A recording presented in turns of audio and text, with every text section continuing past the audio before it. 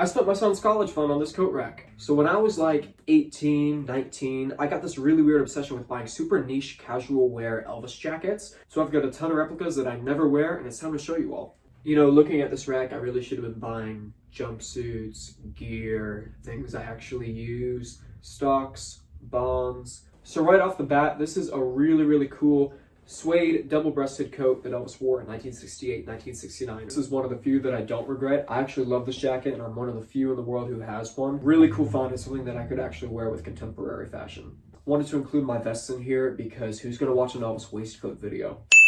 This is a cool vest that Elvis wore June 26, 1968. I remember the date because it was Colonel Parker's birthday. Elvis was in the process of filming the 68 comeback special, and this is what he was wearing on set. By the way, anything with a matching set of pants I'm not including in this video. There's no suits here, no 68 leather, no If I Can Dream suit, no 1972 two pieces with the capes. None of that is included here. This right here is a really cool jacket that I actually customized myself. For one of the shows that Elvis did in March 1961 at Ellis Auditorium, he was wearing this really cool shawl lapel jacket. It had little lace accents on it, so I bought this really cheap jacket from Men's Warehouse. I went to Hobby Lobby and I actually glued on the lace trim. This is one of my favorite jackets in the collection that I have never ever worn.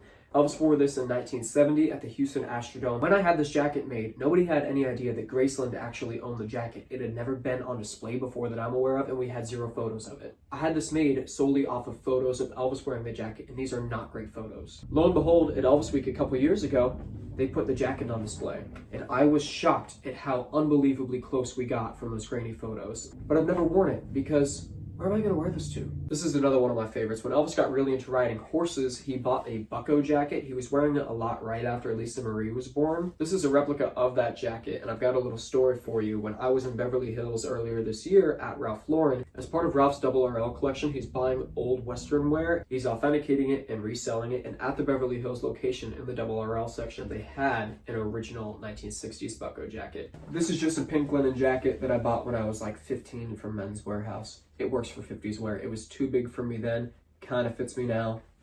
Oh well. I don't really do 50s anyways, and that's the problem with a lot of this stuff that's on the rack. Back when I was doing a lot of restaurant shows and smaller shows, I had the opportunity to wear all this casual wear, so I was wearing it a lot more often. Now that I'm really only playing in performing arts centers, I never get to wear any of this. Occasionally, I'll pull out a more staple piece for meet and greet, but if you were to come to a meet and greet with Elvis and he walked out in this, you'd be a little bit confused. Anyways, this is a really cool cutout vest. I can think of 2 separate occasions of Elvis wearing this vest in 1970. One of them is on Easter, and the other he's wearing a brown shirt, his red belt looking scarf. This is another one of my favorites. Elvis wore this in 1970. His, I believe, was more of a faux leather because it's really shiny and looks kind of plasticky, but it's basically the exact same design as the 68 comeback special jacket, except it's buttoned and closed. Over here is another jacket that I had no idea that Graceland actually owned. Elvis wore this jacket January 1974.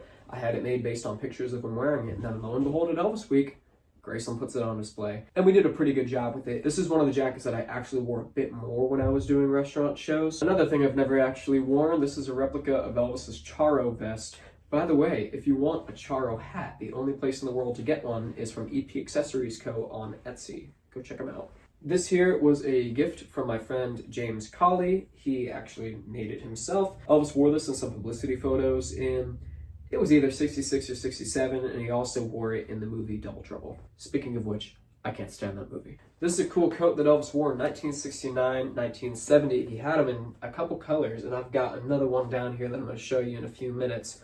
Cool jacket. Speaking of movies I actually like, Elvis wore this one in Viva Las Vegas. He's wearing it in the opening scene when he wins money in the casino. I believe it was actually a piece of his personal wardrobe because there's pictures of him wearing it before they started filming the movie. I think he's at the Memphian. He also had a super similar jacket in white, but I don't think that one was suede that he wore in like 62, 63. Another James vest. This one was made by AJM, but James gave it to me a few years ago. James is a super cool guy. If you've never seen James before, he does a great job, and he also has the coolest Star Trek set tour you've ever seen. It's a complete replica of the set from the original series, and it's in Ticonderoga, New York. William Shatner comes down, George Takei comes down. It's super cool, even if you're not like a huge Star Trek fan. Like, I wouldn't call myself a huge Star Trek fan, but it was still a really cool experience to just like, sit in Captain Kirk's seat. But back on topic, this was a vest that Elvis wore in 68. There's photos of him wearing it with fans out by the gate, and he also wore it in some publicity shots for the 68 comeback special.